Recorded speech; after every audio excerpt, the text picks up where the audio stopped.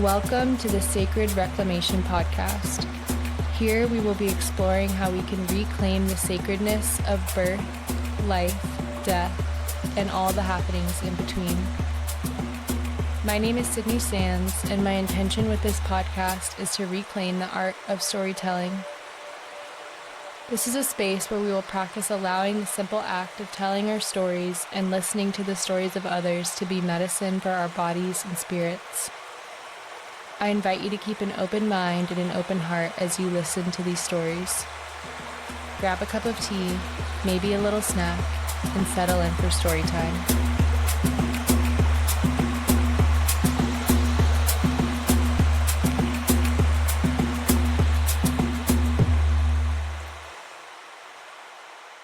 All right.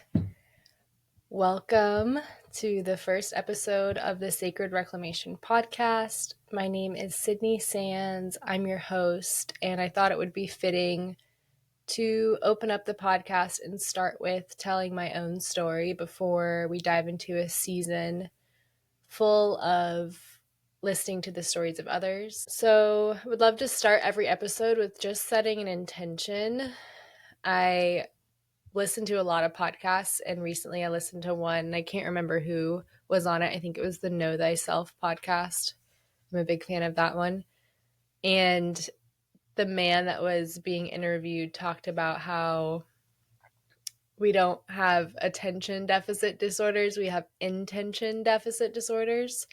So that's got me thinking a lot and really wanting to be more intentional and think about what my intention is when I'm doing different things in my daily life.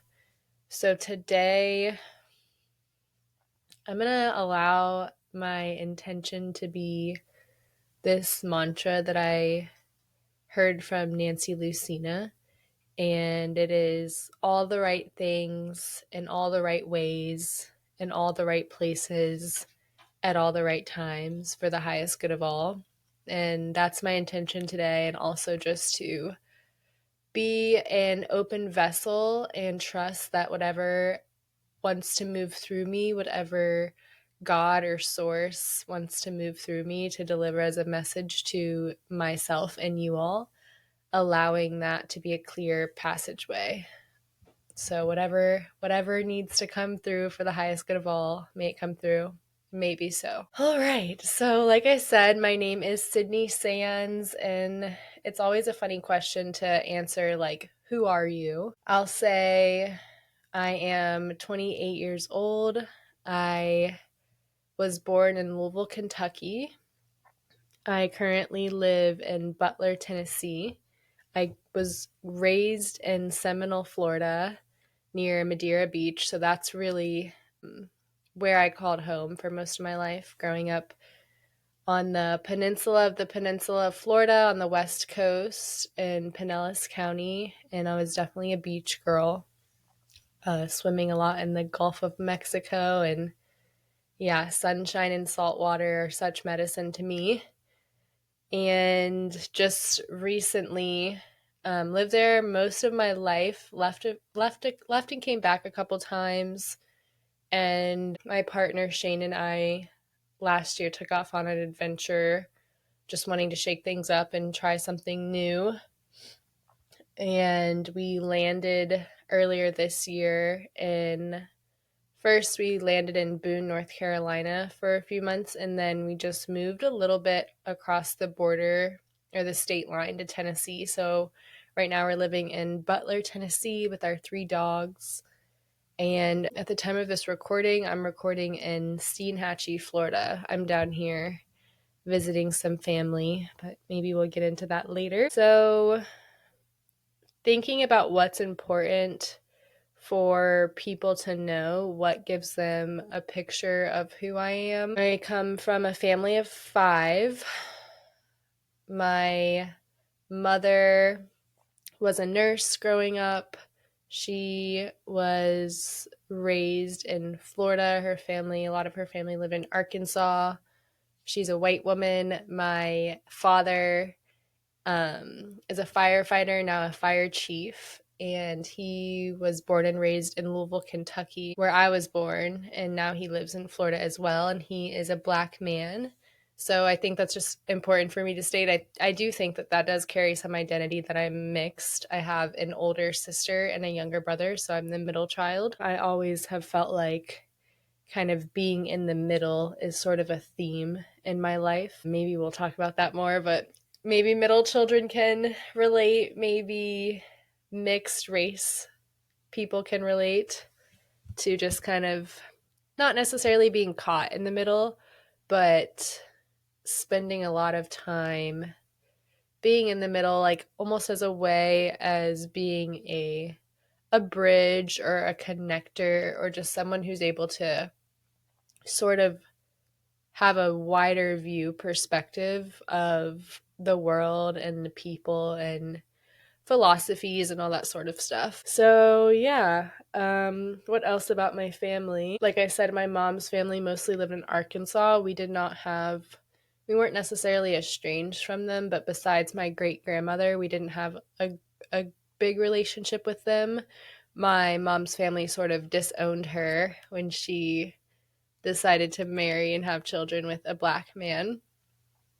And my father's family all live in Louisville, Kentucky. All of my grandparents have since passed and have been gone for several years now. I think that is also just important to note. It's something I've been sitting with a lot lately, just having a little bit of a big lack of elders in my life. My partner Shane, he also his grandparents are all dead, and they have been for many, many years. His All four of his grandparents died when he was a young boy. So I think that's something that is worth noting and is interesting when you kind of compare people who have active grandparents and elders in their lives, and the love and the wisdom and maybe a little bit more guidance that they get from that. And also, I'm sure that's not true for everyone. Maybe that's just my little made up thought about what it would be like to have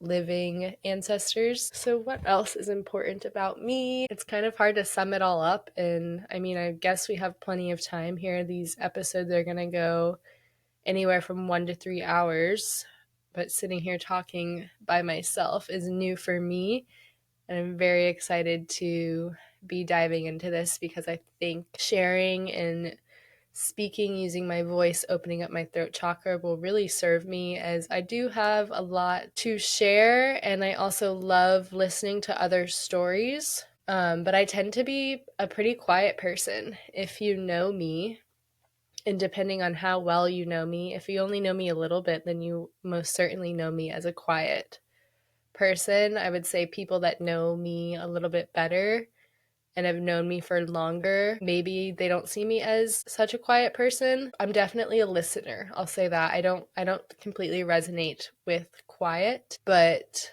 I know I'm a good listener, and it's something that I am proud to be. And I gain so much from listening to the stories of others and listening to nature. And being quiet. Quiet's not a bad word, right? So I do think the world could use more listeners, more good listeners. I do think that listening is a skill. And also, I'm very excited to try something new and try speaking more. I have been having a little bit of sensation in my throat of a little stickiness, a little like gunkiness, and I do think it's just over time, if I'm too quiet or I'm not sharing enough, if I'm gathering all this wisdom through listening and then sort of hoarding it for myself, my body starts to react and is like, speak up, speak up. And it is really funny because, and not that, high school superlatives mean anything, but it's just always ironic to me that I do identify as somewhat of a more quiet person than others, not loud. And my high school superlative was most outspoken. So I've always been a truth teller. I've always been a truth seeker. I really love, truth seeker and truth speaker is definitely something I align with. So even if my words are few and far between, I'd like to think that they're potent when I do speak them. All right, so not to fast forward through my life, but I'm just thinking about how my childhood was and what you would need to know about that. I don't think there's a ton. I had a wonderful childhood. I grew up on a street with lots of other kids and really close families. We had a close-knit neighborhood where we were just kind of one big family. And we had a lot of fun together, spent a lot of time playing outside. I was born in 1995, so really still in the era of playing outside, and we rode our bikes to school. Our school was in the neighborhood. We could ride our bikes to and from school no problem. It wasn't like scary to do that. Yeah, and because my mother was a nurse and my father was a firefighter and they worked long shifts, we did spend a lot of time with specifically one other family in our neighborhood, the Downies. Shout out to the Downies. I love y'all so much. They are certainly my second family. Yeah, my second set of brothers, sisters, mom, dad. They've really taken care of me throughout my life, and yeah, it's cool to think about now because I think I did grow up a little bit in that, village mentality. It takes a village to raise children is something you hear a lot, like, oh, it takes a village. And that has kind of woven its way into my work now. This podcast is called Sacred Reclamation. And I'll kind of get into that a little bit later about what that means to me and why I name my company Sacred Reclamation and why I feel like that really encompasses my life's work. But one aspect of my work is birth work and really wanting to do work in communities in order to reclaim that village-like community for mothers and families so that mothers and families and children have more support in raising their children, and we can really, center mother baby and their needs, and letting that healing ripple out into the family, into our local community, and then, on and on into the greater world. So that's fun to think about how I did grow up that way. And I do still think, although I grew up that way, like, I would still love to see that bigger in my life when I have children. I don't have children yet. Very much so want to be a mother one day, and hopefully in the next, handful of years or so. I've had crazy baby fever on and off for many, many years. I remember seeing the movie Cheaper by the Dozen when I was a kid and just being like, oh, I'm going to have 13 kids after seeing that. Like, I'm going to have one more than these people. And just, I've always loved babies.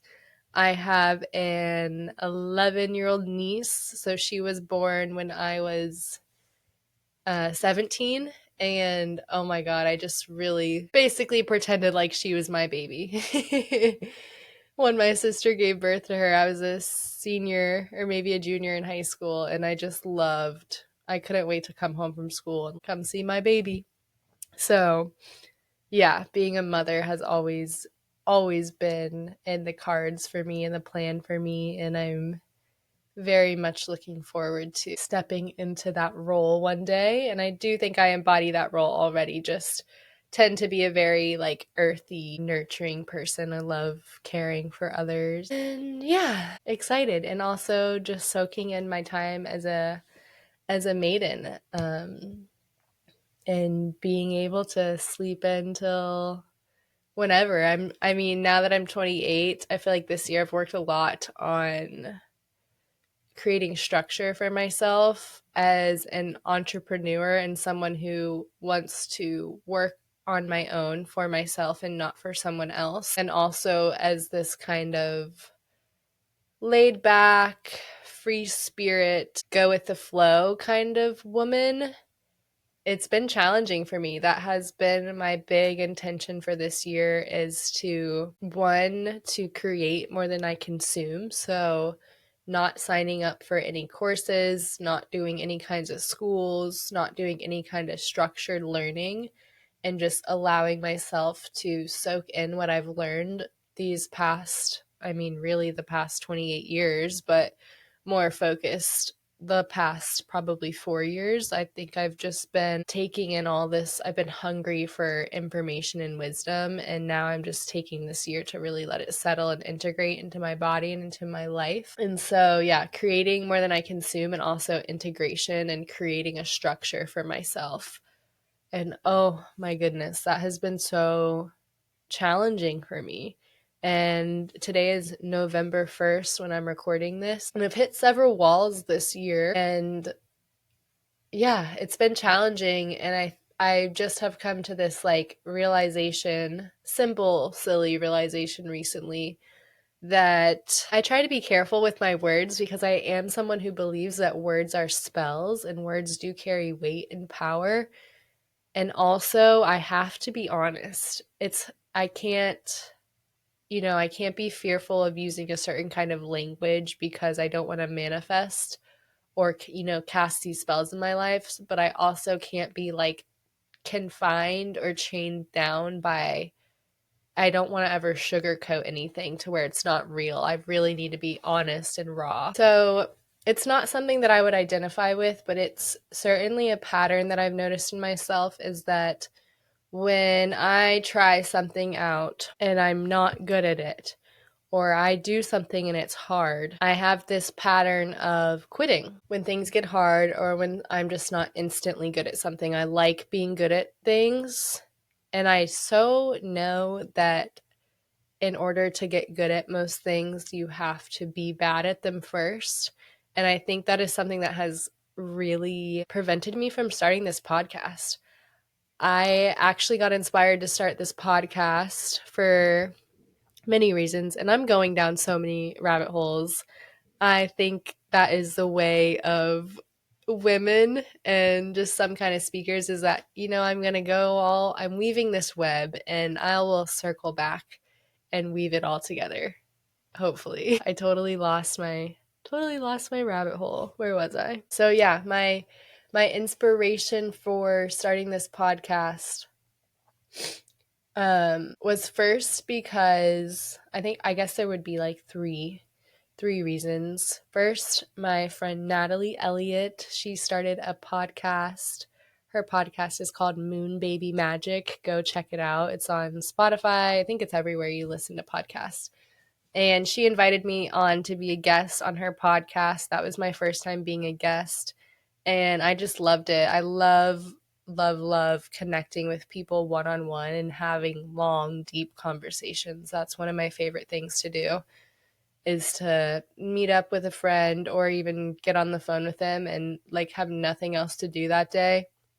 And if they don't have anything else to do that day either, just having a 4-hour lunch, or laying at the park or being on the phone, walking around the house for hours and hours and just getting really deep with people, especially women. And so I really enjoyed being on Natalie's podcast. And I was also going through a time of reflection. As I said, I'm 28 years old. I'll be 29 in a little over a month at the end of the year. And that has caused me to reflect a lot on just my life in general, but obviously my 20s are coming to a close, and I'm feeling some type of way about it. Not in a way of oh, I'm afraid of getting older. I'm actually so looking forward to getting older, because the older I get, just the more me I become. I get more confident and settled, and I figure things out a little bit more, and I just feel better overall the older I get. And it's more about, okay, what do I want to accomplish in my 20s? What do I need to do in my last 14 months of my 20s so that I can step into my 30s with this sense of pride and completion? And so thinking back on all that, I'm reading through my old journals. I'm a writer. I love journaling. And so I'm going back, reflecting, and I saw a journal entry from 5 years ago when I was in Thailand. That was a really transformational time for me. And I it was the first time I ever wrote that I wanted to start a podcast. And I remember being in this little hotel Airbnb and just thinking about like, what do I want to do with my life? I knew I wanted to be an entrepreneur. I knew I wanted to do my own thing. And I've just been refining that over the years of what that looks like. But I had that idea 5 years ago to start a podcast and I never acted on it. And it has been an active like yearning, an active desire in my body that I've just kept putting off for I don't know. I truly don't have a reason. I think it's just getting distracted and caught up in other things in life that our dreams can really get pushed to the back burner, almost like some random thing. You know, you have this box of like sentimental things. It's like pictures and cards and just sweet little mementos, and you put it in this box and you put it under your bed. And it's the most special things ever to you, but you put them under your bed and you forget about them. And I feel like that is can be what our dreams are like sometimes. We have these beautiful grand dreams for our lives and all these things we want to do, and somehow we think putting them in a box and then they get put under the bed and completely forgotten about as daily life just takes over, and the snowball effect of daily life that we completely forget. And I mean, this is a little bit morbid, but then like when we die, our loved ones are going through our things and they look under our bed and take out that box, and it's like, they might have a little cry going through that, and it might be really sweet to go through and see their box of sentimentals, but then it's also like, what do I do with this? This isn't my sentimentals. I see that this meant so much to this person, but what do I do with it? And so I think it's a real disservice to ourselves and our loved ones, say our children or our families, our friends, when we just put these things in a box under a bed and completely forget about them.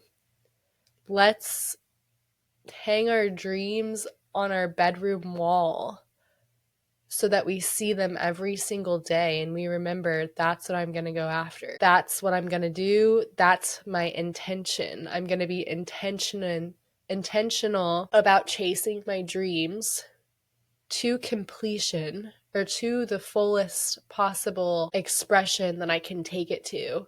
And when I do pass away, my children won't have to find this dusty box of dreams that never were acted on and not know what to do with them. They won't have to carry them around and put them in their closet like a weird burden, and it just gets continued passed down the family until eventually someone says, hey, we got to throw this out. We don't need this. Yeah, wow, that really turned into a tangent, a beautiful tangent there. And I think that is what some of this podcast will be like. I think if you do know me, maybe you don't, but being in conversation with me, the way my mind works, I'm a poet. I love words and I love pictures, and every now and then I'm telling a story or I'm speaking in words and this metaphor pops up in my brain, and that's the only way I know how to express it. So thank you for listening. Yeah, so that is how we're here recording a podcast. I am someone who, I don't even want to say tries. I'm someone who does live their life to the fullest. It's so, so important to me. That is a lot of what Sacred Reclamation is for me. A reminder to live my life to the fullest. A reminder that every day is sacred, that this life is sacred, and I'm reclaiming it as so. Just before this podcast, I was kind of just reflecting on what I was going to talk about, what points I wanted to get to. And I was like, I'm sure people will be curious about what sacred reclamation really means and where that comes from and why I've chosen that name to encapsulate my life, my life's work, my life's mission. And I was looking up, because I'm a word person, I'm looking up the definition of sacred and reclamation. And it was such a good reminder for me. I've been a little bit, not necessarily lost, but almost like floating around, like a balloon that someone let go of. You can still see it in the sky. It's still there. It's still in your viewpoint, but it's getting further and further away. And I've kind of been trying to like pull myself back in. And I think this is really helping me right now. But when I looked up the definition of sacred, sacred means connected to God. And I consider myself a spiritual person. I am not a religious person. If anything, my religion is gratitude. But as a spiritual person, God, what does God mean to me? God is not this man that lives in the sky who's always watching us and, deeming if we're worthy for him to open the gates of heaven when we die, or is he going to send us down to hell to burn with Satan? That is not what I mean when I say God at all. God for me is God is the spirit or energy that lives inside of all of us, everyone and everything. God is really the thing that connects us all. And it's not only this higher consciousness, but it's also this deeper, lower consciousness. When you think about the seven chakras, the crown is always like your higher self, your higher consciousness, your connection to God. And I so believe that, but I also really deeply believe that the root chakra, our lowest chakra at the base of our spine, is also very much connected to God. And yeah, remembering my connection to God, quick little rabbit hole. My 11-year-old niece that I told you about before she is the most amazing human I've ever met. She's such an old soul. She is Reiki. She's a level 1 Reiki certified. And the other day she did a Reiki session on me. It was my first time experiencing that with her. And she was telling me that my crown chakra was needing just a little bit more attention. She was telling me like that's your connection to the universe. And then it was also my solar plexus, my connection to self. And that so resonated with me. And so to sit down today and just think about, okay, what is sacred reclamation? What does that mean? Where did I get that from? And like, what is my why? I think people talk so much about what is your why. Make sure that you know your why so that you can continue on your journey and, continue with your mission, continue with your dharma. It's so important to know your why, because when things get hard and when you want to give up, if you don't know your why, then you're going to.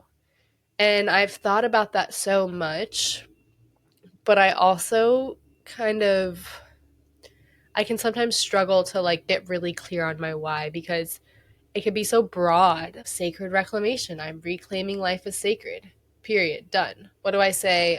I say that we're reclaiming the sacredness of birth, life, and death, and all the happenings in between. And that's beautiful, right? But that is so broad. And so to really like narrow down my why and to come back to what am I doing? What does it mean? Why did I choose these words to kind of like as an umbrella for like my life's path? Sacred, our connection to God. Reclamation is taking back something that was lost or taken away from you. And I could really take that in so many different ways. On a broader scale, you can take that to talking about how our cultures and the way that our ancestors lived and all that was being American, all that was stripped away from. Not only, so my father's family is from West Africa. I don't know, like, I don't have personal stories about, or anecdotal stories. I know that from doing 23andMe, which is, I know some people are super against that, but whatever. Did that a few years ago, and I thought that was cool just to see like what part we were from, and should have known anyway. I think not all African Americans are from West Africa, but most of us are. It's the closest point, and that was where the transatlantic slave trade was. But I think about that, and then I think about even my mom's side being of Irish descent. It's in everyone. It's not just people of color. So much of it, and it's not just Americans either. And I think it's natural in some way that you would lose tradition and culture would change over time. But there really was this massive like stripping and whitewashing that happened when people came to America because they came over here to start their own thing. They're like, we want to do our own thing independently from, I don't know all the history. So if there's any history people out there that are like cringing at this, sorry. But here's my little take of like, we want to leave Britain and do our own thing and not be under like the king and queen's rule. And we're starting this culture. Yeah. And they really wanted to curate this culture. And, they said, okay, all of you African people who have this beautiful, colorful culture, all you Native people who have this beautiful, colorful culture, like, that's not going to work for us because we want to start our own thing and we want to be in control. So even when you think about reclaiming culture and reclaiming ancestral ways of living and being in relationship with each other, I can take it on that level. And then another thing is just reclaiming, I think about capitalism and our culture in modern America of work until you die. You're born, you go to school. Let's just take this broad example of an American family. And of course, this isn't everyone, but there is this kind of bigger culture of you get married, you have a child, you go back to work within 3 months. The mother goes back to work. The father probably just goes back to work immediately. Maybe has a couple days off. The child, if you're blessed to have family that can take care of your child goes and stays with a family member, or you put your baby, your infant in daycare. You're working Monday through Friday, 9 to 5. You're not raising your child. Your child gets older, they go to preschool, they go to elementary school, middle school, high school, college, and then they enter the workforce. And then you work until you're 65, 70. And then it's sold to you as like, oh, you can work hard your whole life and then you can retire and you can go see the world and live your life and rest and, be a grandparent and do all these things. But we're in modern America, and a lot of 70-year-olds that work their whole life. Some people didn't even have like a good enough job to save up money for retirement, so they can't even retire. And then a lot of people are getting sick and dying, so maybe you're not even making it to retirement age. Or when you do, you're too sick and tired and old mentally or fit. I mean, I don't think that just because you're 70, that means you're old. I think that aging of the body is not necessarily about how much time you've been on the planet. I think it's more about how you've spent your time and what you've put into your body and how you've treated your body and your mind over that time. There's some like 70-year-olds who seem like they're like 50 or 40.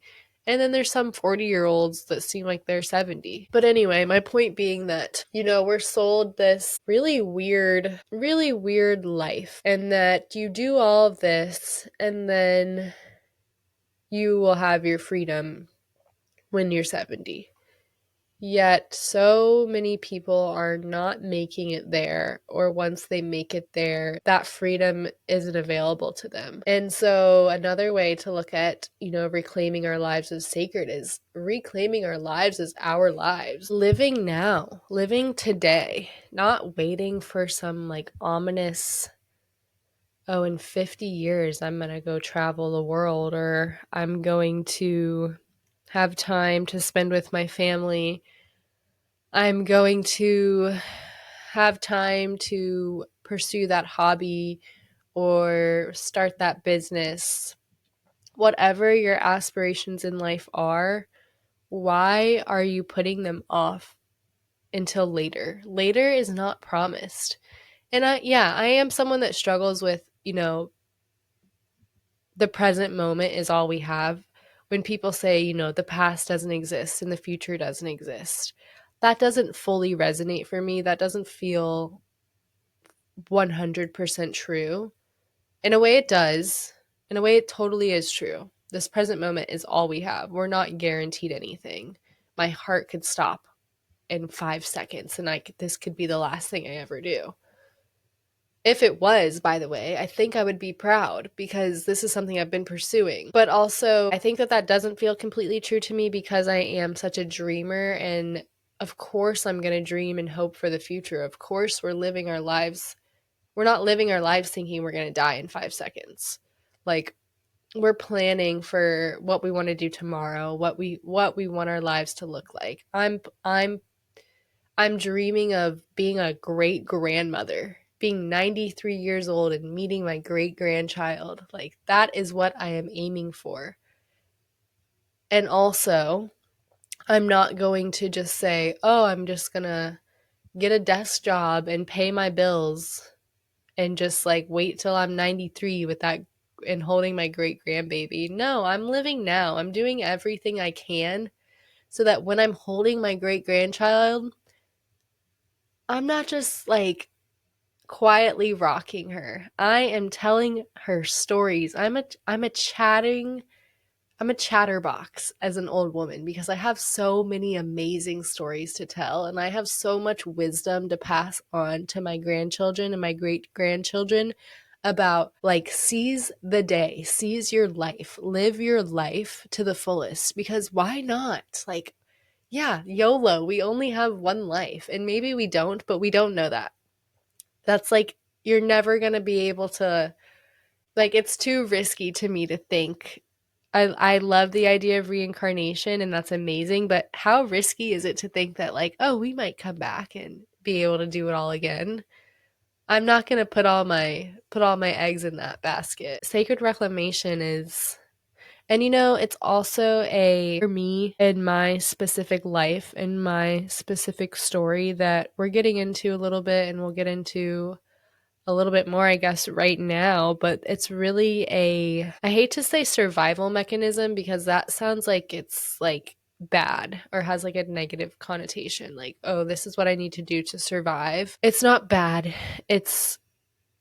I need to be thriving in life, and I am workshopping this in my mind a little bit, like right now, currently, because of some things that I'm going through, some challenges I'm going through, but I need to thrive in life in order to survive. My mother died 6 years ago, almost exactly 6 years ago, 6 years and a couple weeks ago. She died by suicide. It's hard to know where to go after saying that because that was such a massive, like, I don't know, mile marker in my life. That is something that really shifted my life in a massive way and changed me and how I live and how I operate in so many different ways. So when I say sacred reclamation and that I am taking back what has been taken from me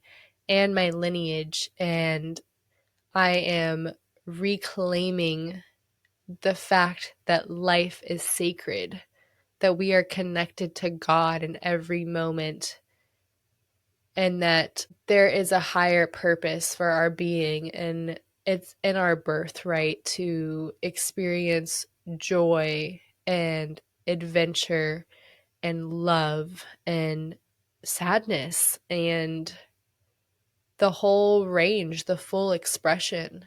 The full expression of life is our birthright. We're not meant to live this watered down 9 to 5, never seeing our children, just paying the bills, getting through until we retire so that we can live then.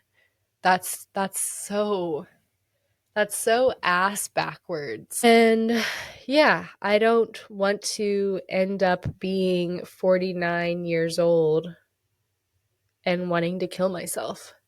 And so I live my life in such a way where I would never want to take it. Yeah, and so that's what I mean when I say that sacred reclamation is a survival mechanism for me. My mom taught me so much while she was living, and she has taught me so much in her passing. I think her dying really freed, I don't know if it was freeing her soul, or yeah, I guess it would be freeing her soul from her body, from the human experience. I think her human experience and the struggles that she had in her body really clouded up her soul, and she wasn't able to, I don't know if her soul was able to express. I feel like her soul was in a way like imprisoned in this body, and in her suffering of that she experienced in her body and in her human lifetime. So to be able to communicate on a soul level with my mom, and that being the only way to communicate with her now is spirit to spirit or soul to soul. That's hard. I'm not going to pretend like, oh, I have an amazing relationship with my mom now that she's dead, and I wouldn't wish things any other way.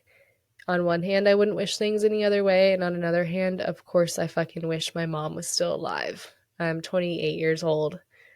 I'm a young woman, and I would love to be able to call up my mom and come over for dinner and just like ask her for her wisdom, like eat some chicken alfredo and cry to my mom. And also, that's not my path. That's not my story. My story is what my story is. And so of course I'm going to take what I can get and find all of the medicine and the beauty, and really, really revel in the fact that we do get to have this special connection that maybe not everyone gets to experience, and that I am getting so many messages and guidance and wisdom from her now in her passing through being in relationship with her spirit.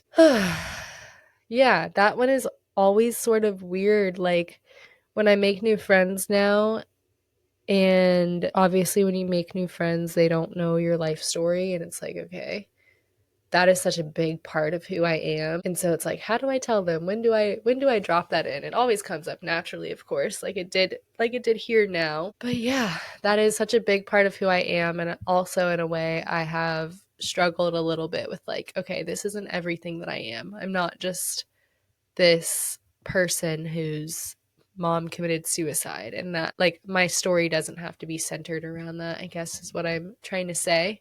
And I guess since this is a long form podcast, I can go a little bit deeper into that. And I think it also would serve other people who have experience with, mental health things or suicide, whether that is something you experience yourself or you experience through someone you love. I was 22 when my mom died.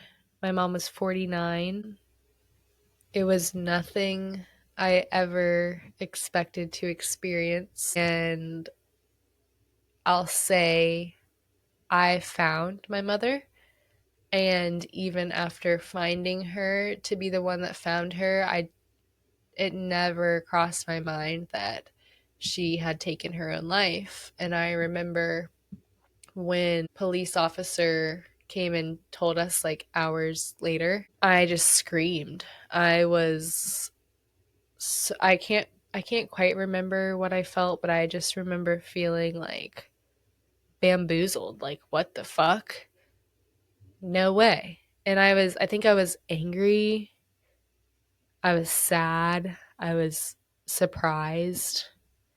I think I just thought that she like died in her sleep. And then I realized over time like how naive I was, and how I was such a selfish 22-year-old, young woman, just that was really in my party era. And I never, although like throughout my life, I knew my mom had mental health things. I know she struggled with her mental health. I would see her sad. She was definitely an alcoholic. My mother is a wonderful woman. I don't want to paint her in a negative light, and I don't think I'm doing that by saying that she's an alcoholic and that she struggled with her mental health. She was a nurse at a children's hospital. She was so outgoing. She was certainly like the life of a party. She was so strong. She was so fierce and loving. And yeah, I just want to highlight, I could never highlight all the ways that she was amazing and wonderful, but I definitely want to make sure that I say that first before I say some of the more things that could be taken in a negative light, because I don't want to paint my mother in a negative light, but I do want to just paint a full picture. I think so many people, are functioning alcoholics, or they're functioning with things like depression or anxiety or bipolar disorder. And if you don't know them that well, you would never know that they struggle with those things. But when you are close, when that's your mother or your sister or your best friend or someone really close in the family or close relationship, you do experience that, their full expression of themselves. So my mother was definitely an alcoholic, a high functioning alcoholic. She struggled with depression. I think she was diagnosed with bipolar disorder. So she had really high highs and really low lows. She was so angry. She had a lot of anger in her life, and for good reason. She had a fucked up story. And I know so many of us do. And I think that when we don't have the tools to process that and to really go and explore our internal world and release these emotions from the body, it creates illness, it creates disease. And unfortunately, my mom had this big abandonment wound because of her story as a child. I'll just briefly share her story, although I don't know if it's mine to share, but as her daughter, I can share what I know. Her mother got pregnant with her when she was very young, maybe 16 or 17. My mother was raised as though her mother was her sister. She did not know that who was her sister was actually her mother. And her grandmother, she believed that her grandmother was her mother and her mother was her sister. And then when she was 16 or 17 herself, it was revealed in the family that, hey, your sister, I don't know what went down, obviously, but your sister is actually your mother is actually your grandmother, and this isn't your father. So fucked up. And that really, I just can imagine. I never really had conversations with my mom about it. It wasn't something that she was open to talking about. But I can only imagine that would just like, to not know who you came from, and I mean, not to use the word bamboozled twice in 10 minutes, but to be completely bamboozled by who your family was, who your mother is. It's one thing to not know who your father is, but to not know whose womb you came from, that is just on a whole nother level to me. And so how disorienting that would be as an already a disorienting time of life when you're a teenager about to step into the world as, a young woman.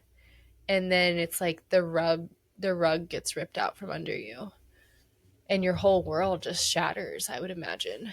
And my mom never really healed from that. I think she just held a lot of resentment and anger and avoidance. And yeah, she just always had this big abandonment wound. And it just grew and grew and grew over the years.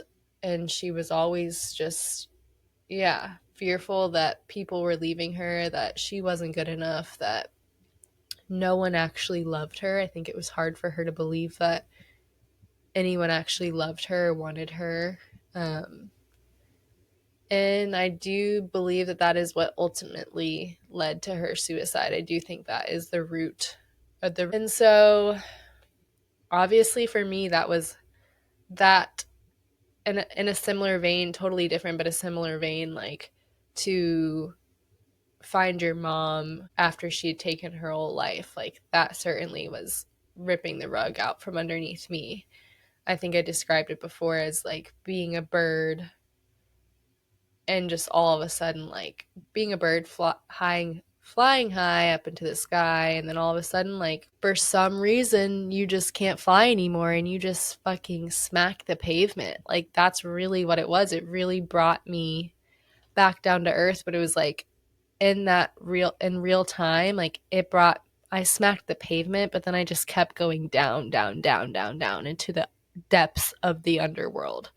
I was in bed for probably, I mean, not literally 6 months. It's not like I got in bed one day and then didn't get out until 6 months later, but I spent most of my life in bed. I mentioned before, I was like in my party girl era, going to festivals and drinking a lot, which I had already been doing for a long time. I started drinking when I was in like 7th or 8th grade, and just, yeah, lived the party girl life up until my like almost mid 20s. I would say I was also an alcoholic. It took me a while to kind of name that, but I started naming that maybe a year or two ago, and it feels right and it feels true.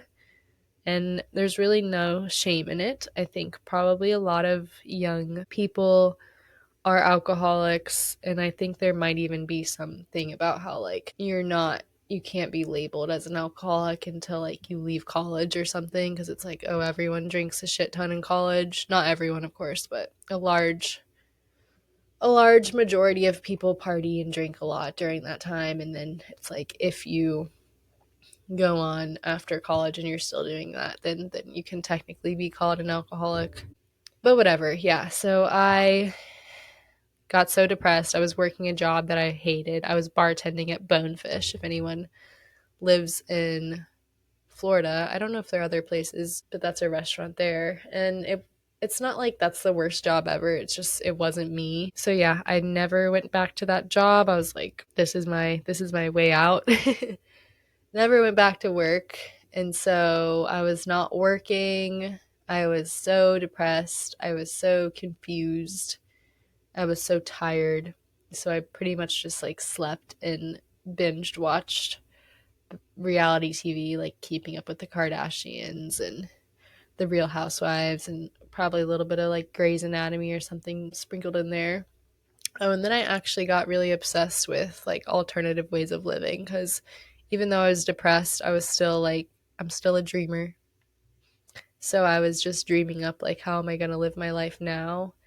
And so I got really obsessed with like doing a school bus conversion, which I never did. And I can say now that I'm okay with that.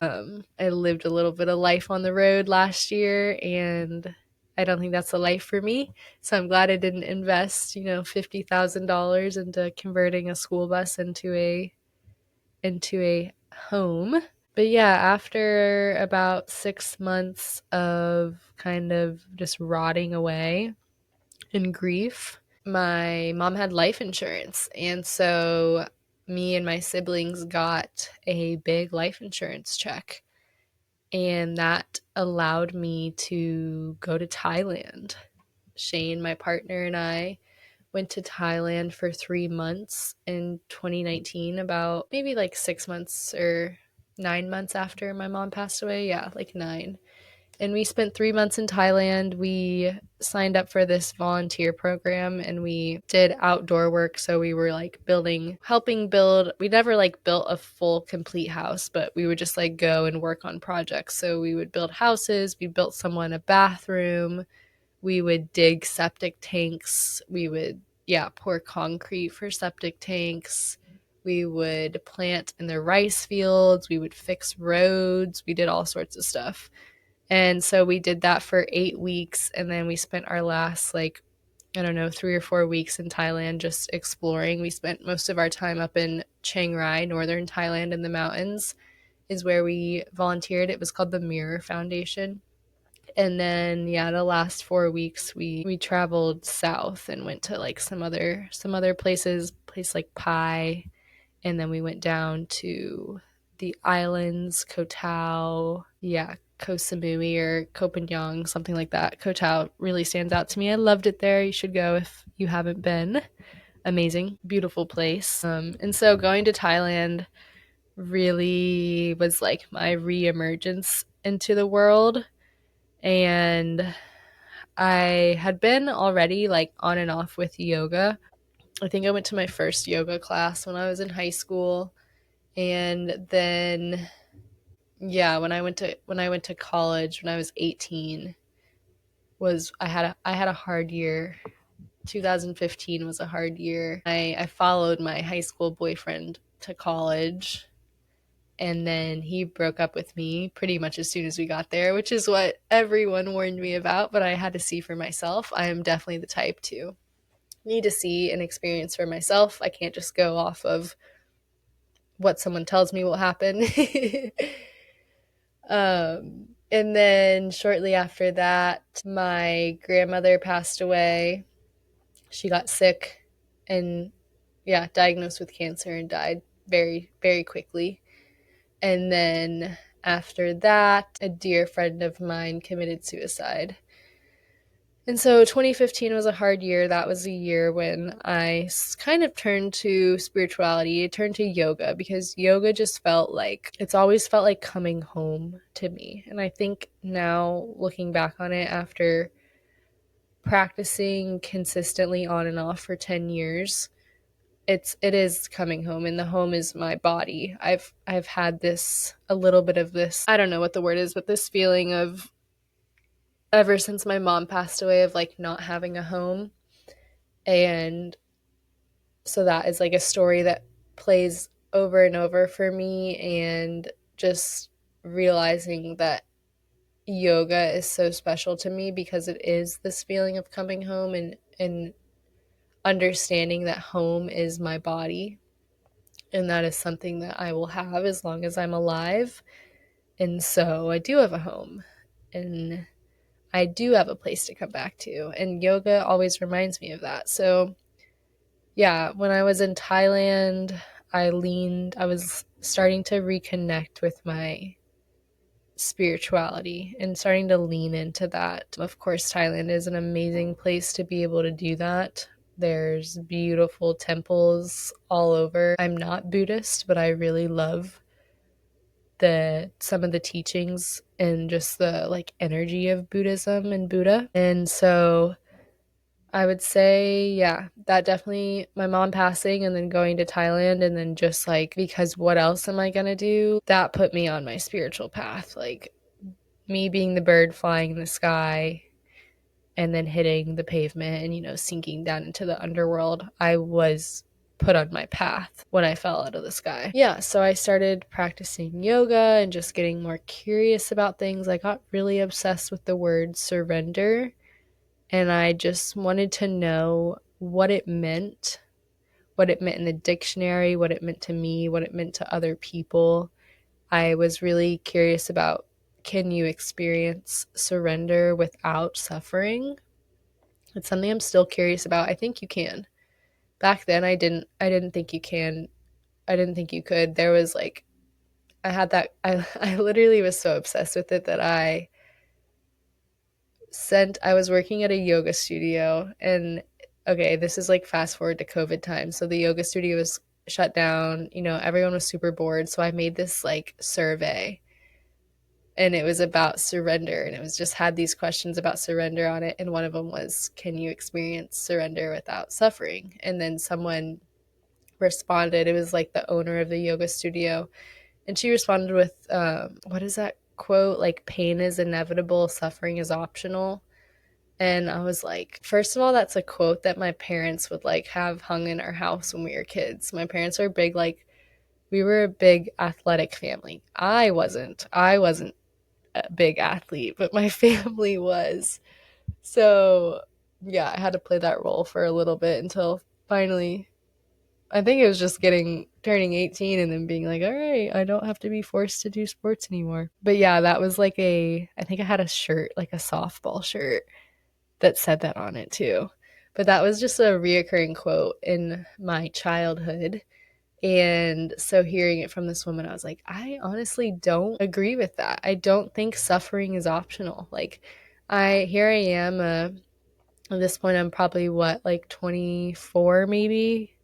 Yeah, 23, 24. And my mother committed suicide, and that caused me to suffer. And I was like, there's no way that was optional. Like, I'm not choosing to suffer. And looking back now, being 28 and, 6 years later, I think I do still agree with at that time when I was 22, 23 years old and had just lost my mother and deep, deep suffering. I I don't think that I chose that necessarily. I certainly didn't consciously choose that, but I also didn't know what I know now, which is that like we choose everything, we choose our emotions, we choose I don't know what the quote is, something about like being in the choosing. Like if you're wondering why your life is fucked up or something, like look at your choices. That's not the quote at all, but maybe I'll remember, find the quote. But yeah, now I'm a big believer in choice, and that doesn't prevent me from experiencing lows or difficult emotions, but it reminds me that, oh, I have a choice. Like, I could be pissed off.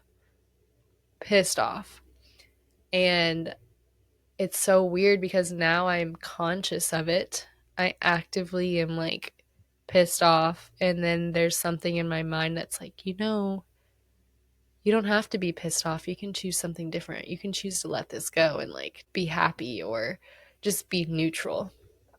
And then I don't know if I've really experienced actually like choosing that in the moment. Maybe I have. I don't know about with anger, but yeah, a lot of times it's just consciously choosing to be angry or consciously choosing to be sad or depressed.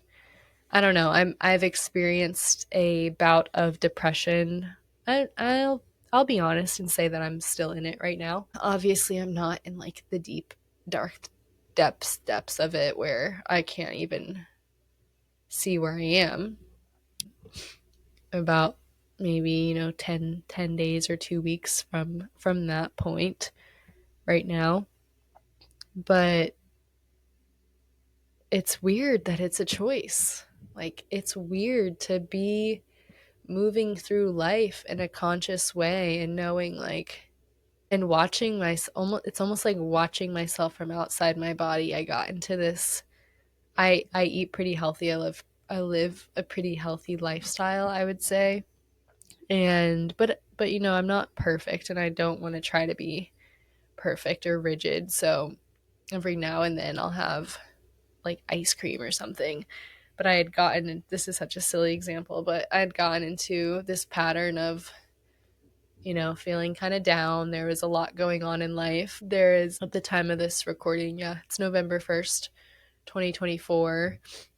Live up in eastern Tennessee, right on the western North Carolina border. So that storm, Hurricane Helene, hit up there very hard. My home and where I live, and most people I know did not experience like life-threatening damage to my home or their homes. But just down the road from me, people lost their homes, people died, and that's really heavy. And then that storm also hit my hometown of Pinellas County in Florida, and just the west coast of Florida. And then the next storm came, Milton, and then in the middle of all this, before this, and just have been dealing with grief of losing someone very important to me. My sweet Julie, I mentioned her family, the Downies, earlier.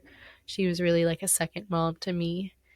And I got to go see her a couple of months ago. And that was really a trip of going to see her and saying goodbye to her. And that was very hard. And she passed away a few weeks ago. And even though it was like I knew it was coming, it also just was like I still am in disbelief of that happening. So just a lot of things, all that to say, a lot of things at once. And I kind of lost my grasp on, my daily practices and my rituals and the things that keep me well. And then, yeah, I would also just throw in the fact that I live in Butler, Tennessee, which, if you have heard of that, I'm shocked. It's a little town, kind of just out there by itself. There's really nothing there. They have a post office and like a museum. But yeah, we're really isolated out there. And so I am just on this journey this year of having made all these changes in my life over several years, but really as far as like location goes and packing up and leaving everything I know and love. And now I'm in not the aftermath of that, but I've kind of landed somewhere. But just things have been like shaky and slippery and not stable. And so, yeah, I lost myself a little bit, and I'm feeling down, and then I'm smoking weed, and then I'm eating ice cream, and then it's just like the little choices you make can kind of snowball into something bigger. And I think my point was that it's so interesting to be experiencing this, and I have experienced, bouts of depression and anxiety before, and a lot of times I wasn't really conscious of it, but to experience it this deeply and then also like sort of being conscious of it has been so strange. Definitely days where I'm not conscious in it. I'm just kind of like almost completely gone. But also and I don't want to sound like, I think everyone has their own experience with mental health, and we can't compare ourselves to people. I mean, of course we can. We can do anything we want. But comparing ourselves to other people does not serve ourself and what we need and what we experience. So I can say for myself that I do not allow myself to get completely lost in that. That is so scary to me, what that could possibly look like. I think I've obviously seen that happen to other people in my life in the past, and people very close and near and dear to me who are actively suffering with their mental health. And I'm not saying that it's a conscious choice for them, because of course a lot of our choices are subconscious. We're not aware that we're choosing these things. But I can speak for myself in saying that I don't allow myself to sink so far down that like I can never be found again. Like I said before, like I am someone who is picturing being 93 years old and telling my great grandchildren stories. How's that going to happen if I allow myself to, just go down into pack up all my stuff and go down into the deep depths of the underworld? I am available to go into the underworld, but I'm always coming back. I'm always coming back up, and I'm coming back up with, a bag full of lessons and gifts and blessings when I resurface. I hope that makes sense. Mental health is something I do really want to talk about in general and on this podcast, because it's not something I can run away from. Like part of me is like, oh no, I don't want to do that. And then also part of me is like, this is part of who I am and part of my story, and just part of like the time I'm alive during this time in the world when that is such a big conversation, and I want to be a part of it and I want to understand it more. I went to school not like I went to school for psychology. It wasn't really that wasn't a super like conscious decision that it was like that was what my life was gonna unfold as.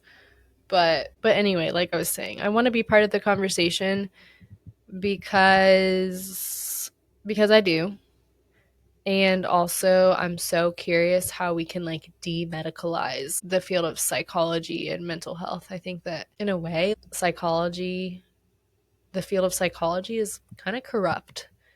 And maybe that's not the right way to put it, but obviously we know the pharmaceutical industry, and we know that that's corrupt, and we know that that's fucked up, and we know that people just get put on pills and it's a money grab. And I don't know, it's probably $1 billion or $1 trillion industry, the pharmaceutical company, and probably I would say it's probably $1 billion industry just for mental health, like SSRIs and whatever. But I am very, very curious about, yeah, like I said, demedicalizing mental health. And I think I'm really going to love having this platform, this podcast where we can explore different conversations like that. And I love anecdotal evidence. I totally believe that anecdotal evidence is evidence. I cannot stand it when people are like, people are saying, "Oh, this woman experienced this and this woman experienced this and this woman experienced this." And then this is also another like sign of our times if you're talking about things on social media. For example, all these young women who were put on birth control pretty much either before they started their period or right after. I'm in a generation of women. I personally experienced being put on birth control at 14, and I was on it until I was 24 years old. And then, I'm in this group of women who I'm personally experiencing it, and I'm hearing the stories of other women who experience different things like, now we're getting diagnosed with like PCOS, endometritis. A lot of women are struggling with their fertility, just all these residual effects of being put on hormonal birth control for however many years. And then if you try to talk about that on social media, you're getting flagged for misinformation. And they're saying, like, this isn't true. There's no evidence behind it. It's like anecdotal evidence is evidence. We don't have to have a scientific study, which is also a corrupt, like the science world is corrupt. Everything's corrupt. But we don't need to have some like structured, planned, controlled study in order for something to be evidence. Most of that stuff is just like paid for by whatever company who wants to advertise something, and so they really kind of rig it to put the outcome out that they want to get anyway. So I would even say that anecdotal evidence is way more, I trust it more than scientific evidence. Yeah, so I guess that I love discovering and learning through people's experience, and then also just being in conversation with people and like creating solutions or sharing, what works for you. What do you do when you're feeling down? Like how do you pull yourself out of a funk? Or like, what does a funk look like for you? What does being depressed feel like and look like for you? And then I can share what it feels and looks like for me, and then like we can talk about it. And I think that's what destigmatizes it, and I think that is what creates healing, is by being honest and sharing our stories. Yeah, kind of, I think when we share our stories, it does release some of the shame that can come that we might hold when we don't talk about things or we hold things in. What else can I say? Yeah, I guess I wanted to touch on the fact that just some things that feel important about me where, yeah, I just mentioned that I was on birth control from the age of 14 to 24, and that was because I had really painful periods and I had acne on my face and also on my chest and my back. And, having a nurse as a mother, she was just like, okay, let's go get it fixed. You get on birth control. Yeah, it cleared up my acne. I did not have painful periods. I did not question or think critically about it at all until I was 24 years old. During that same time, I was probably like an alcoholic for about the same time, 14 to 24. When I was 15, a freshman in high school, I went to a party and I got there early, and then started taking shots with one of the guys there, and was just trying to like show that I was like cool and I could hang, and we just like kept taking shots. And then I woke up in the hospital the next morning. No idea what happened. No idea. Like, I think I was at the party, but I was never at the party. Almost died from alcohol poisoning. And yeah, I got grounded for a couple months, but just got right back at it again. I mean, that never happened to me again, but I still would binge drink and drink way too much all throughout high school. And then, yeah, I went up to Tallahassee for college and did the same thing there, drinking too much, and then I was vegan. It's such a like triple threat, like birth control, alcohol abuse, veganism. I was vegan from like 19 to maybe like, I don't know, 22-ish, so 3 or 4 years probably. And I would say all of that really did a number on my health. I was vegetarian up until, yeah, probably 26 or 27. I can't quite remember when I started eating just everything again, but it wasn't that long ago. Sometime beginning of last year, I think, or end of 2022 maybe. But yeah, that all really did a number on my health. And I say that, I feel a little bit hesitant to say that because I've always, my whole life, like considered myself to be a healthy person. You know, I've always had a pretty good immune system. I've always been thin. I've never struggled with my weight. If anything, I would drop a little bit low sometimes. And so I always had this mentality that I was healthy. And it was like, I remember being a kid, and it was always a thing that I was like a kid that like loved vegetables. We would go out to dinner and I would order a salad, and the server would be like, does she really want a salad? Asking my parents, and they're like, yeah, she loves salad. I think that was something I really prided myself on as a kid, was like not being a picky eater. I was really praised for it, that's for sure. It's like, oh, she'll eat anything. And so, yeah, I've always been a healthy eater. I've never been a big sweet tooth. So, if anything, my junk food is chips. I'm a chip girl, salty over sweet. But all that to say that I thought I was living a healthy lifestyle, when looking back now, like, oh my God, how wild. There are so many different levels to health, of course, as I'm learning. And I bet there are so many people who think they're healthy and they're fucking on birth control, binge drinking alcohol, and they're vegan. And not that, I don't know. I don't know if being vegan is completely unhealthy. I kind of do. Because being vegan is not just like it's not just like the way you eat. And I don't think the way you eat is just the way you eat either. Like, no matter what you eat, but it's such an ideology. Like, it's really who you are. It really controls your life. And I think now I really believe, I don't know if a woman can, or a man can, get what they need from being vegan or even maybe vegetarian. I really do. I'm a big believer that we need animal products. And I don't know, I'm open to discussing this with people who don't believe that, because I don't know a ton. I was kind of just like, I watched the movie Cowspiracy, the documentary. I don't know if anyone's seen it.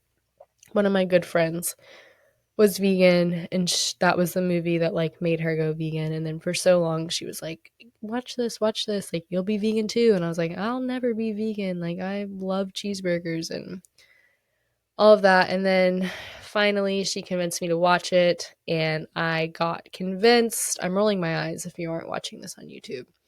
I got convinced that cow farts are the reason for climate change, global warming, whatever you want to call it. Oh my God, so cringy to me now. But yeah, I was a young college student, empathetic, compassionate, earth lover. I've always been a little earth warrior, protecting the earth. And yeah, I believed that cow farts created too much methane, and that was, I don't even remember what it does. It's like in the atmosphere, and it's ruining the stratosphere, whatever. I was the exact target for the powers that be, that are trying to get people to be vegan, that are now they're anti-beef. There's been so many you can start with, raw milk. They demonized raw milk so that they could have the big milk industry. They did it with like farm fresh eggs so that they could take over and have like big egg industry. Now they're doing it with beef and just cows in general. I feel bad for cows. Honestly, cows get shit on so much when they're such beautiful, amazing animals that really feed and nourish us in so many ways and have throughout history. But these big industries that now they want to do like lab grown meat or Beyond Burger. And like, I don't know, I think Bill Gates owns that. I'm not sure. But yeah, I was that vegan that was just eating whatever. I wasn't like a super healthy vegan. I know not all vegans are eating tons of soy products and tons of fake meat and all of that kind of stuff. So I think there is a healthy way to be vegan. And I think there are some benefits to it that you are if you're eating whole foods, I think that's amazing. Like I think you probably could feel really good if you're just on a whole food vegan diet. But I also think that over time you're going to become tired because you're not getting enough protein and fat. And that was definitely happening for me once I started eating everything again. I like couldn't get enough of bacon. I was obsessed with bacon, and it was because my body needed it. It needed fat. I was like depriving myself of bioavailable fats for so long. So like I would always have bacon on me for probably like 4 or 5 months, and then I think my body kind of caught up. I got what I needed, and I still love bacon, but I'm not like keeping that thing on me 24/7. What else did I want to say about being vegan? Oh, I watched Kara and Nate on YouTube, if you know who they are. And they recently were in, I think, Uganda, and they went to go like do basically this like immersion experience with chimps and then also gorillas. And maybe I did know, but I was reminded that gorillas are vegetarian. And I was like, that's kind of interesting. And that made me question, like, do we need to eat meat? Like, do we need to eat animal products? But they also spend 70% of their lives eating. So, like, all day, what they're doing is just like eating leaves, eating fruit. And then they're also moving. They're like slowly moving throughout the day to go to a new spot, and they just eat everything there. And that's their whole life. And so maybe, we share a lot of DNA with those animals. And so maybe you could get enough of what you need if you just ate all freaking day and did nothing else besides eat. Like, I'm open to that being possible. But being a human and not a gorilla and having other things to do besides just like eat and roll around and then go to the next place to eat after, I don't think that's possible. And also, I will say that if we could strip back and bring our lives back to that simplicity, I do think, I think that's just where we've gone wrong in our lives. We've overcomplicated everything, and we need to go back to simplifying some things. Obviously, we're probably not going to go all the way back to being like cavemen and not speaking and living in caves and just being hunter gatherers. I don't think we're going to go that far back, but I do think that if we could strip away so many layers of things and just refocus our life on like, okay, growing food and processing food and making food and then cleaning up and then putting away food for the colder months. And I think that was just such a more simple life, and such food is at like the essence of life, and I think it should be at the center of life, and it's not at the center of our modern lives. Like, you can be going about your day, you wake up, you have a coffee, you go to work, you don't even remember to eat until like 1 o'clock, and then you just like tap a few buttons on your phone and then some food shows up, you eat it while you're on your computer at your desk, and then you go home, you might go to happy hour, get something to eat, and then maybe you like sit down for dinner, stop at the grocery store, pick it up, sit down for dinner. Yeah, a lot of people don't even cook anymore. I know a lot of people do, and sometimes I really use these broad examples, but they really embody what I think of when I kind of think of the modern American individual that lives in a city and the lifestyle that they live. So Yeah, growing food is important to me. I love gardening. I love growing plants. That's really big in my life. I love working with plants. I'm kind of a plants over people person, but I also really love gathering with people. And like I said earlier, talking with people, having long conversations with people, and really dropping in deep. And when I can experience relationship with people in that way, I definitely enjoy and love it as much as I do my relationship with plants and being in conversation with plants. I am an herbalist. I make herbal medicine and I sell that on my website, sacred-reclamation.com. So you can check that out if you're interested. It's a new venture I've been on this year. With, like I said before, creating more than consuming and kind of putting all the knowledge I've acquired over the years and making something out of it. The herbal medicine, I mean, obviously it's knowledge I acquired over the years, but I didn't take a course for that. I just have a deep relationship with the plants, and that has been like transforming over the years.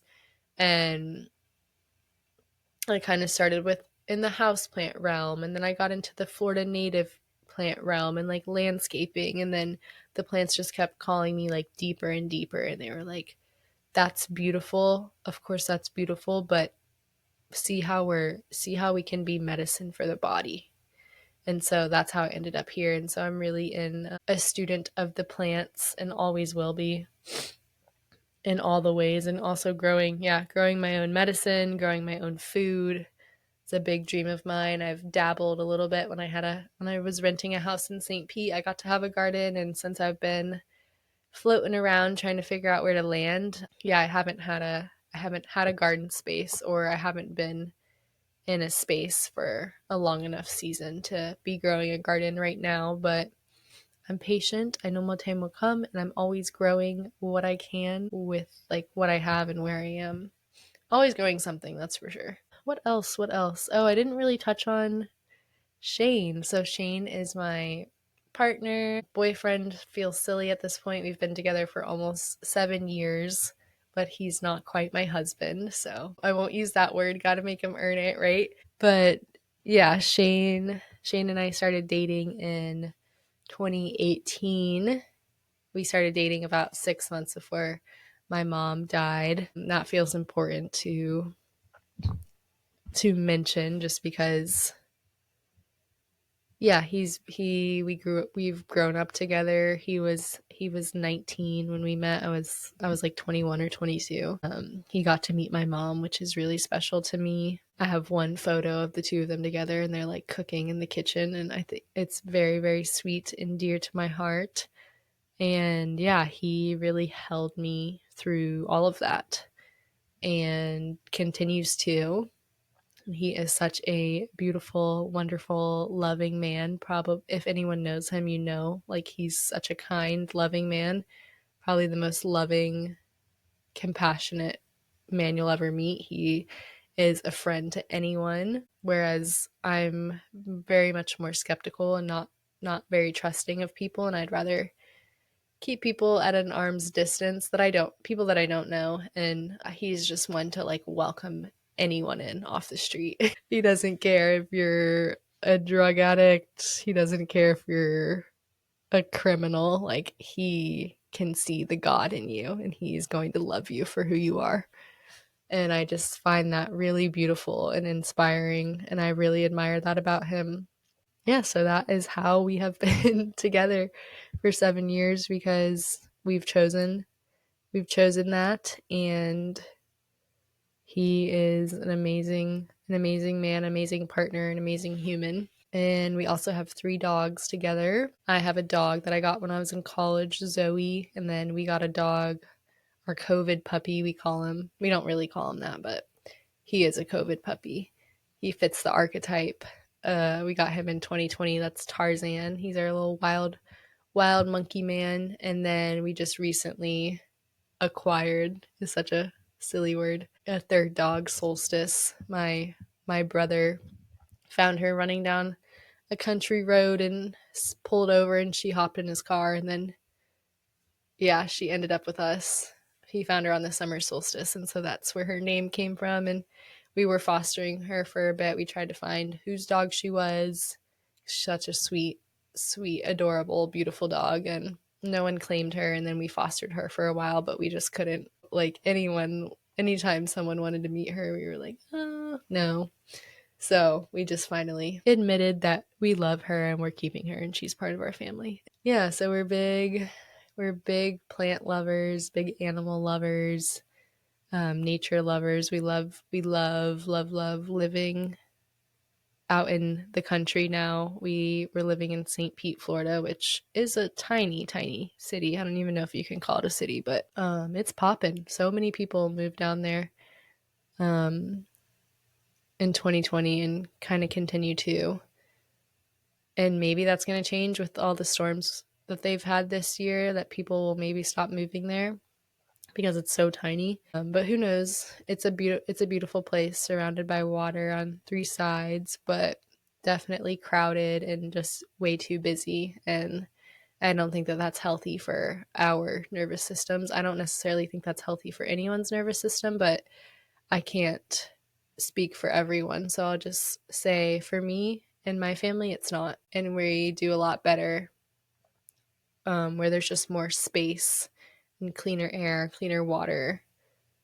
You're surrounded by trees. There's more trees than people. It's quiet and just beautiful, peaceful, serene, poetic, romantic. Oh, I guess then a couple other things I could touch on is this whole, that whole aspect of reclaiming the sacredness of birth, life, death, and all the happenings in between. I did not touch on birth at all. I am a birth worker. I'm a birth keeper. And I also offer postpartum care. All completely, my little niche is outside of the medical system. That is probably a story for another day of how I got there. Or maybe not. It's not necessarily a story for another day of how I got there, but I mean, you could do a whole, like, multiple series podcast, 3-hour podcast about birth outside the medical system and just the birth industry and how fucked birth is nowadays. But I will share kind of how I got there. At one point I did my yoga, 200-hour yoga teacher training. And then after that, I did a prenatal yoga teacher training and met a doula in there. And I've already mentioned how I've just kind of been drawn to babies and motherhood and just the energy of the mother my whole life. That's really who I am. And so once I did the prenatal yoga training, and I just find pregnancy and birth, like, and motherhood, just like the most amazing, mind-blowing, like, there's nothing more fascinating or amazing to me in life. The fact that a man and a woman have sex and then a baby grows inside the woman, and then she grows it for 40-ish weeks, and then gives birth to it out of her vagina, and then it turns into a human. Like, what? That's crazy. And that's so amazing. And then she feeds it with her breasts. Like, that's amazing. Yeah, so I met a doula in the prenatal yoga training, and I wanted to kind of like mentor with her. So I learned a little bit with her. She was a childbirth educator. I took her class, was learning more. I was intrigued, took a break because struggling with my mental health and just felt like that work was way too big. I have a little bit of a pattern of, like, with this fear of being seen. So being a doula felt like important work, and it felt like, oh, if I step into that role, then I'm going to be, like, important and needed. And, like, what if I get depressed and then, like, I can't go ghost because I, like, am somebody? I don't know. That was a weird thing to put into words, especially to put out on a podcast, but it's out there. So yeah, I quit and then came back to it. It pulled me back. I did an online doula training. Really loved that. Learned a lot. And also that was a little bit of my first intro into herbalism. I don't think I knew it at the time, but in hindsight, yeah, because my doula teacher Hayes she's also an herbalist and makes medicine, and so she was teaching us about the plants and women's health and how that's connected. And so, yeah, I did that training. And then after that, I shadowed a local doula down in St. Pete, Tampa area. Like one of the best doulas in the area. Very busy, very good at what she does. And during our mentorship, it was like a 6-week mentorship. And I shadowed a birth with her. And it was a hospital birth. And it was a planned induction. The woman had a fibroid. I think that was why they planned her induction. Yeah. She had a fibroid that they discovered like when she had her first baby. And then they just told her like, oh, you're going to have a induction with your next baby. And throughout all my learning and training, I learned a lot about the cascade of interventions, which if you don't know what that is, if you're not into the birth world, it's basically just something that happens to women when they get involved in the medical system. And some people will argue that like anything as small as like going into the hospital as being an intervention. But then also there's different levels. Like people would say getting an IV put in as an intervention. And then there's people who are more like an induction, which is when they give you medicine to like activate. I don't know if that's the right word. So that you go into labor and you start to have your baby. It's basically like your baby's not ready to come out yet. Your body's not ready for your baby to come out yet, but they're like, take this and we're going to get it going. So the birth that I shadowed was an induction. That typically takes a while because your baby or your body's not ready. So they've got to like synthetically stimulate labor and initiate it. And so I arrived after she'd gotten her epidural. That was when my mentor had me come, and that birth was just like, I was so confused after. Like while I was in it, it did feel a little bit weird. When I was at a birth, I was at this woman's birth and I had never met her before. And I saw her vagina. Like I remember that being like, I remember that moment when I saw her vagina. I'm seeing the vagina of a woman I do not know. And I just remember being like, oh shit, like this is part of this job. Like this, seeing vaginas is part of being a doula. And that was just like a funny moment to me. And it reminded me of my mom's vagina, which is also funny. And then maybe it's her vulva, not her vagina, but it was probably all of it.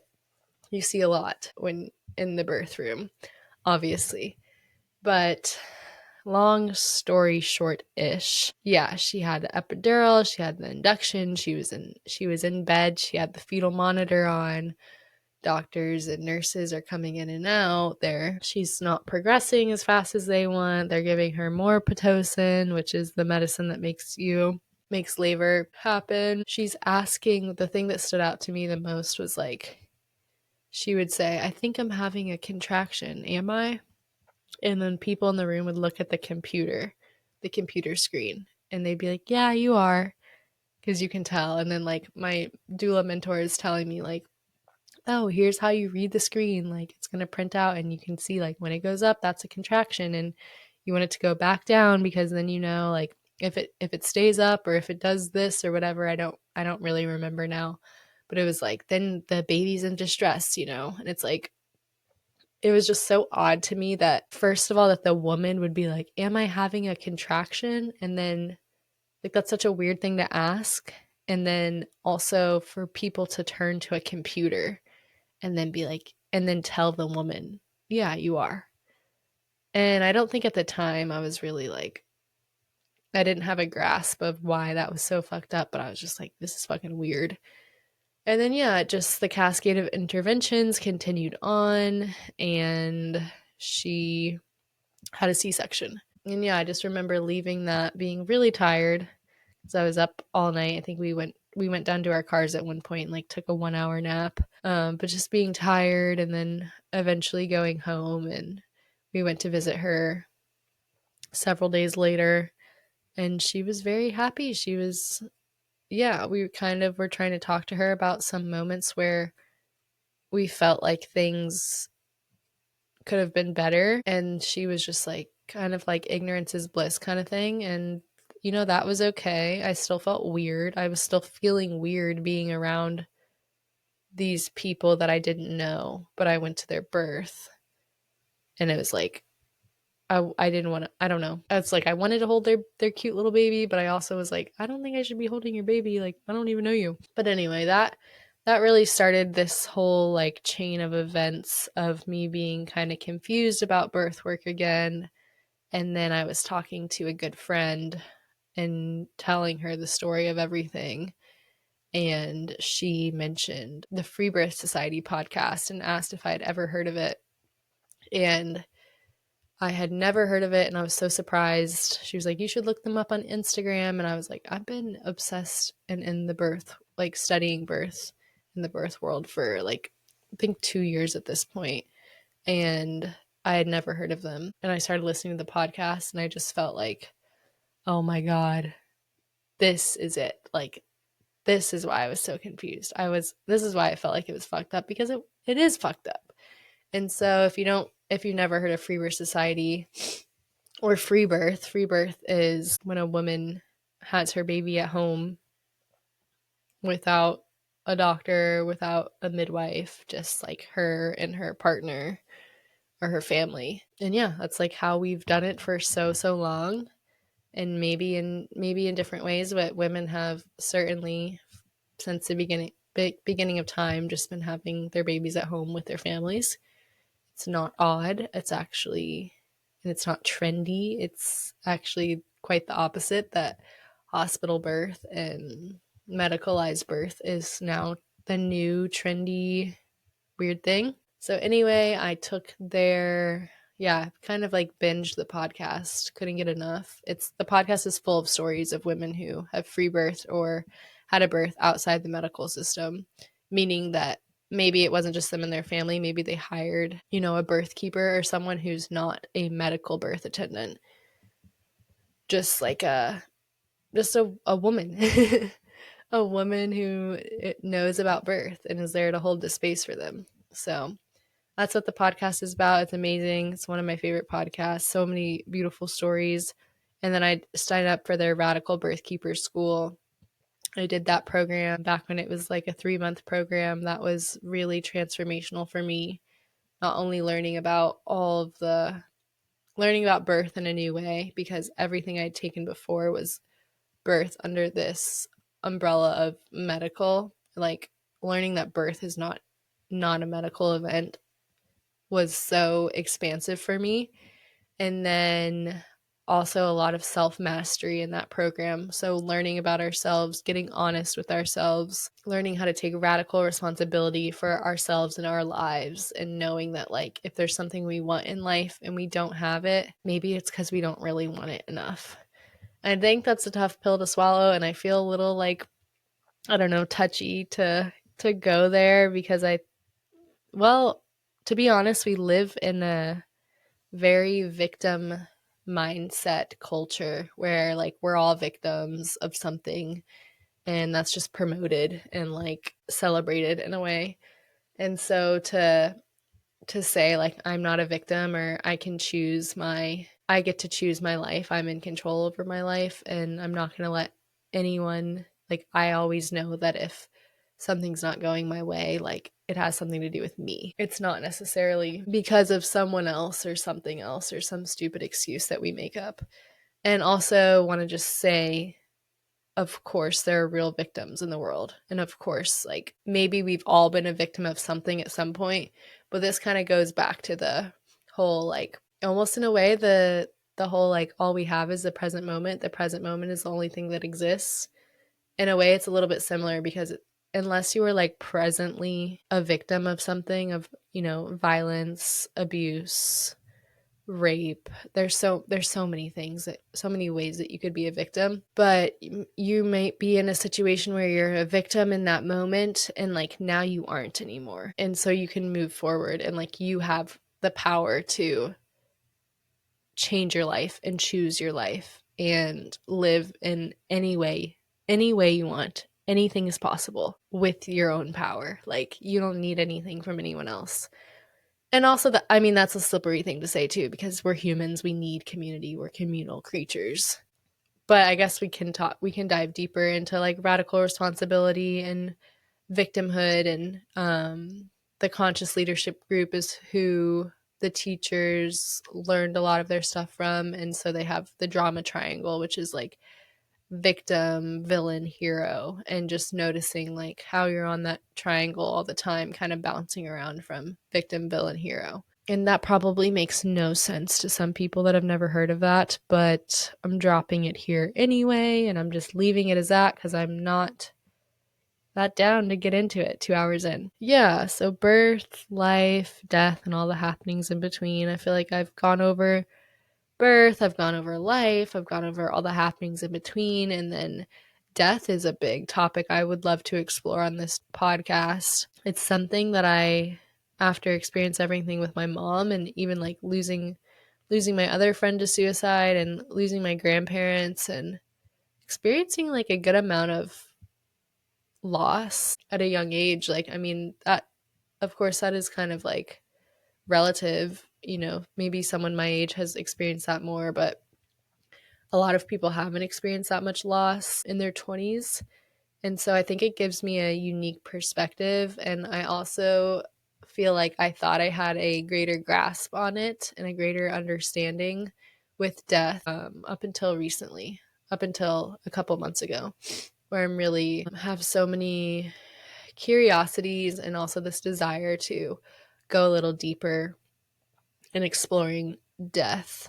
And hopefully I would love to come to a place where I could be a little bit more comfortable with physical death, because physical death is so much different than ego death, or spiritual or energetic death. Like physically losing someone that you love greatly and they're just like gone, their body's never to be seen again. Like that's really hard for my mind to grasp. And I'm someone who practices getting comfortable with discomfort and mystery, and allowing like that, accepting that not everything is meant to be understood with our minds, and that's okay.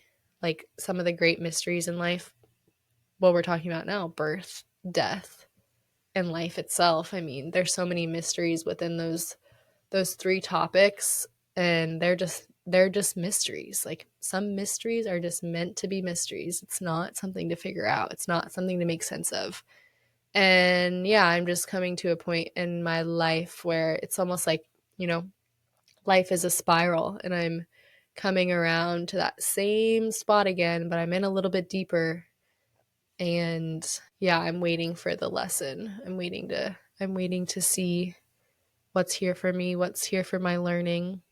And I'm needing a little bit of outside support. I'm not finding it on my own, I guess I could say. So I think that about wraps up who I am, what my intention is with this podcast, what sacred reclamation is, what I'm reclaiming as sacred in this life, which is kind of all of it.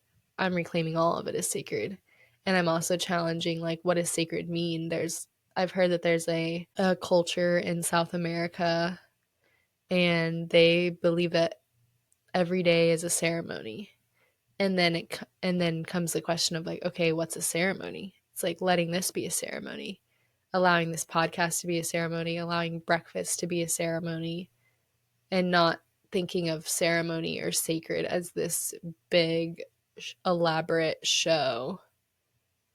Yeah, and just like weaving rituals into our everyday lives. Making coffee with a French press is like one of my rituals. Just taking a moment to take a deep breath.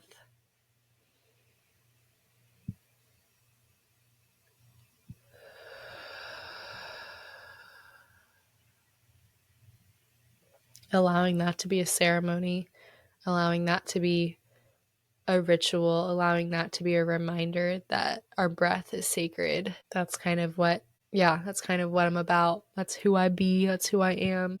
And I'm really looking forward to having all these conversations with all these beautiful people that I know are going to be on this podcast, and just seeing what blooms from it. It's planting a seed, and it's a mystery seed, and then just seeing what grows.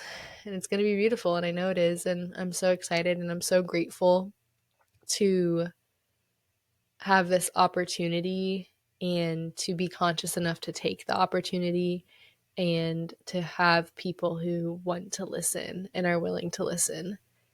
So thank you so much for being here, for listening. If you made it this far, truly thank you. And I'm really looking forward to where this takes us all. And if you want to be on the podcast, you can email me, Sydney at sacred-reclamation.com. And if you want to check out my offerings online, you can go to sacred-reclamation.com. And yeah, I have all my herbal medicine. I have my offerings for women on there. Soon I'm going to be putting up a couple new offerings. I'd like to have an offering for some one-on-one sessions for men as well. Not specifically men, but just like, most of my offerings are specifically catered to women and pregnant women. And I really want to incorporate the whole family. So that includes men too. So yeah, sacredreclamation.com. I think it's sacred-reclamation.com, but sacredreclamation.com should get you there as well. I'm on Instagram at sid.sands. I'll put all my info in the notes. And yeah, thank you. Thank you so much. Thank you. See you soon.